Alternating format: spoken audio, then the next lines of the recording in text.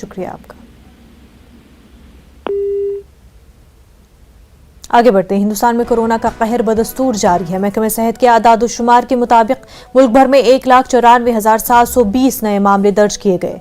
गुज़िश्ता एक रोज में 60,405 अफराद कोरोना को शिकस्त देकर सेहतयाब भी हुए हैं, जबकि 24 घंटों के दौरान कोरोना के 442 मरीजों की मौत वाक़ई हुई है।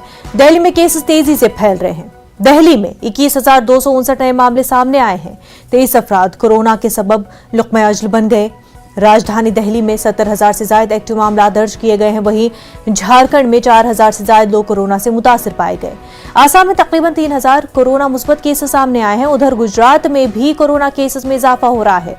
गुज़िश्ता एक रोज में गुजरात में 7,476 नए मामले रिकॉर्ड किए गए। इस तरह मजमूई तौर पर मुल्क भर में 9,55,000 से ज्यादा एक्टिव मामले पाए जाते हैं, जबकि नए वेरिएंट ओमिक्रॉन के 4,868 मामले सामने आए।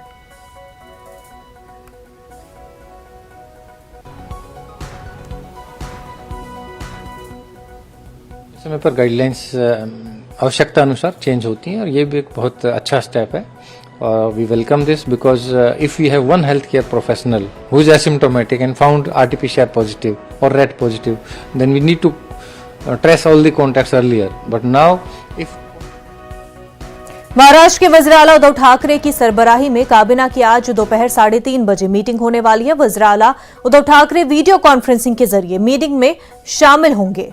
महाराष्ट्र में नए और सख्त गाइडलाइन के निफाज को लेकर तबादले ख्याल किया जाएगा। महाराष्ट्र में कोरोना के मामले तेजी से बढ़ रहे हैं। महकमे सेहत के आदाद-ओ-शुमार के मुताबिक महाराष्ट्र में 34,422 कोरोना के नए मामले दर्ज किए गए हैं। महाराष्ट्र से हमारे नुमाइंदे सर्वेश तिवारी हमारे साथ जुड़ चुके हैं। सर्वेश, काफी अहम मीटिंग उद्धव ठाकरे करने जा रहे हैं। ऐसे में महाराष्ट्र में जो कोरोना की सूरत हाल है उन तमाम पर तबादले ख्याल किया जाएगा। देखिए मनुजा जी, 34,000 पूरे राज्य का मामला 24 घंटे में कल ज़रूर आया था, लेकिन मुंबई का आंकड़ा धीरे धीरे कल कम हुआ है पिछले 2 दिनों में।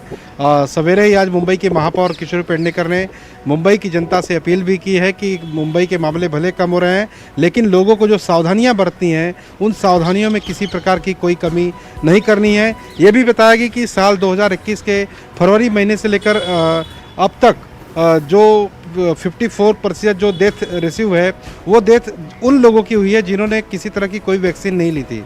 और मुंबई की बात करें तो तकरीबन 3,000 करोड़ का जो कोरोना काल में एक बजट था उतना पैसा खर्च मुंबई महानगर पालिका कर चुकी है। 300 करोड़ का और बजट रखा है जिसको अस्थायी समिति में मंजूरी के लिए प्रस्ताव रखा गया है। और पूरे महाराष्ट्र में जिस तरह से कोरोना के मामले कल 34,000 के करीब आए, 3-4 दिनों पहले 44,000 के करीब आए थे, सरकार इसको लेकर पूरी तरह से अलर्ट है। मुंबई से जितने भी जिला अधिकारी हैं, कलेक्टर हैं, सभी को सूचित किया गया है। उनको अस्थायी लेवल पर अधिकार दिए गए हैं कि आपको जिस तरह से अगर गंभीर मामले नज़र आते हैं, जो लोग इसको फैलाने की कोशिश नहीं या तो जिनसे गलतियां हो रही, जो नियम का पालन नहीं कर रहे हैं, चाहे सोशल डिस्टेंसिंग हो या मास्क नहीं पहन रहे, स्थानिक लेवल पर सबको अधिकार नियम तोड़ने वालों के लिए सजा देने का प्रावधान भी किया गया है, चाहे पुलिस हो चाहे प्रशासन हो।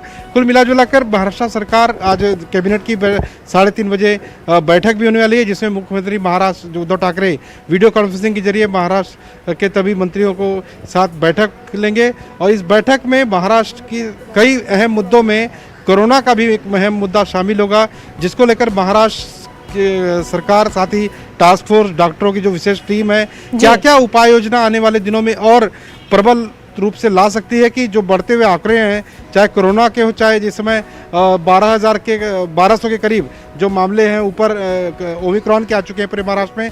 महज मुंबई में 606 ओमिक्रॉन के मामले हैं। तो कहीं ना कहीं सरकार और स्थानिक प्रशासन की मनुजा जी पूरी कोशिश है कि चाहे ओमिक्रॉन का मामला हो अभी जो फिलहाल अभी तक नियंत्रण में है, और कोरोना का जो बढ़ रहा मामला है उसको किसी तरह से नियंत्रण में रखा जाए, बढ़ने न दिया जाए। बिल्कुल सर्वेश, बेहद शुक्रिया आपका। कोरोना वबा के दौरान बाहमी इमदाद और इन्हिसार का जज्बा मुस्तहकम हुआ है। मुल्क इस वबा से मुत्तहिद होकर मुकाबला कर रहा है। टीकाकारी के ऐलान के बाद हम बेहतर ताउन करें जिससे हम कोरोना को मात देने की जानिब कदम बढ़ा सके। नेटवर्क 18 इस मुहिम में हर कदम पर आपके साथ रहेगा। जब तक सभी महफूज नहीं होते तब तक कोई भी महफूज नहीं होगा। इसी सोच की बुनियाद